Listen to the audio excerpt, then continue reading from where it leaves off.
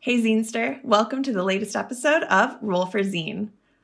On this silly little show, we roll some dice and it helps us choose a zine from my collection or make a brand new one. So let's roll a d6 and find out just that. All right, it's a 3, so we're reading a zine from my collection. I am so excited to share another one of my favorite DIY publications with y'all.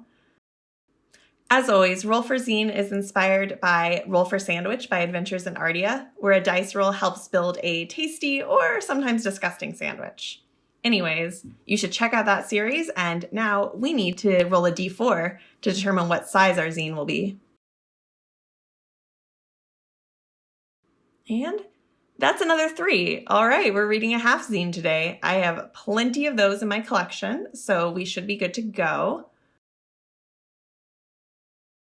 All right, and now for the so very important genre question. We need a D8, if I can find one.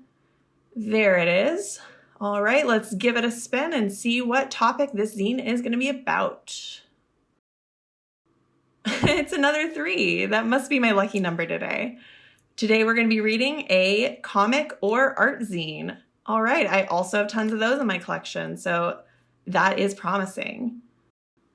And if you'd like to play your own game of Roll for Zine, you can actually download these game sheets on my website, catmothcrow.com.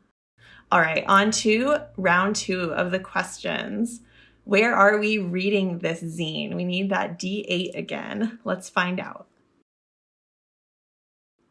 And, ooh, fun. It's a 5. We're going to go to the park. This will only be the second time we've gotten to go on a field trip adventure. And I'm so excited, of course, to take y'all along on a field trip and read a zine outside. Let's cross our fingers and hope for beautiful weather. Our next roll helps us narrow down what zine we're going to pick by determining where the zine comes from. What collection is it from? All right, that is a 5. So we're going to draw something out of my favorite Zinester box from the latter half of the alphabet. Cool. And now, of course, everyone's favorite roll, the wild magic roll, where things get a little bit interesting. And, oh, it's another 3, which means we are going to pull 2 zines out of my collection, which is great. The more the merrier. So here they are. This is King Cat number 79 and The Collected Prairie Pothole, both by John Porcellino. As for the park, I am in Central Park in New York City. I had already been planning this vacation when I filmed the Roll for Zine footage. So when I rolled park, I knew I was just going to bring some zines with me and film this little segment while I was there. And don't think I forgot about our soundtrack. I was lucky enough to get tickets to the local news legend and Sister Wife Sex Strike show in Brooklyn the first night of my vacation, and it was incredible. I feel so lucky that I got to see this sold-out show. Folk punk is some of my favorite music, and I had to feature an artist from that show as today's soundtrack pick. So here is Simply Nothing by Sister Wife Sex Strike. I don't want to live tomorrow, I'm too busy living for today.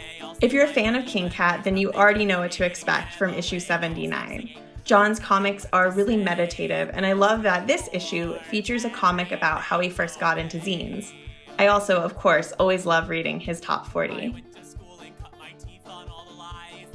And then there's this great collection of John's Prairie Pothole comics that he published in Chicago's alt-weekly newsletter, The Reader. These comics cover John's childhood growing up in Illinois, and weirdly enough, both King Cat 79 and The Collected Prairie Pothole have comics about dead squirrels. His comics are really meditative, and they always make me feel at peace and see the world a little bit differently. And that's it. I hope you enjoyed today's episode of Roll for Zine. Be sure to check out John Porcellino's work, and thanks for coming along with me on this little adventure to New York City. Till next time, see you later, Zinesters. Bye.